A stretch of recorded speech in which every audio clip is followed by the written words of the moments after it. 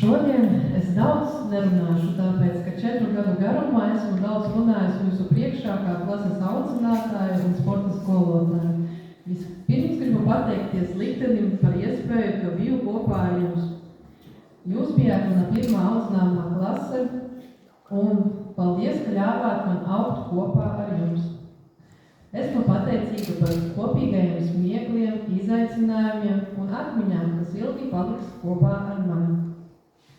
Ar jums nekad nebija garlaicīgi. Es ceru, ka spēju jums kaut ko dot un iemācīt. Reizēm jūs bijāt nedzirdzīgi uz vērtīgiem padomiem, bet tā taču ir dzīve. No kā veidojas dzīve?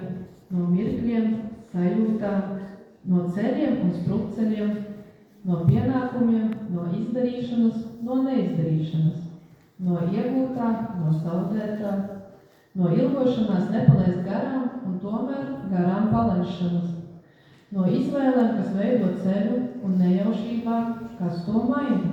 No tā visa veidojas dzīve. Vēlos jums novēlēt, lai jūsu dzīvē viss, kas sākas ar ne, būtu pēc iespējas mazāk.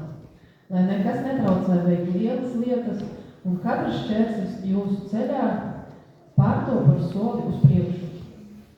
Nevienmēr viss notiks pēc plāna, bet tieši tas padara dzīvi interesantu. Galvenais ir saglabāt cilvēcību un ticību sev.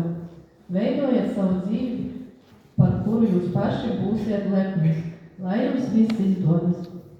Liels paldies vecākiem par rūpēm, atbalstu un mīlestību, kas palīdzēja mums nonākt līdz šai dienai.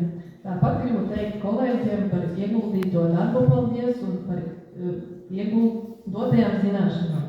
Kā arī visiem gribu novēlēt skaistus šos svētkus un saulainu vasaru. Paldies!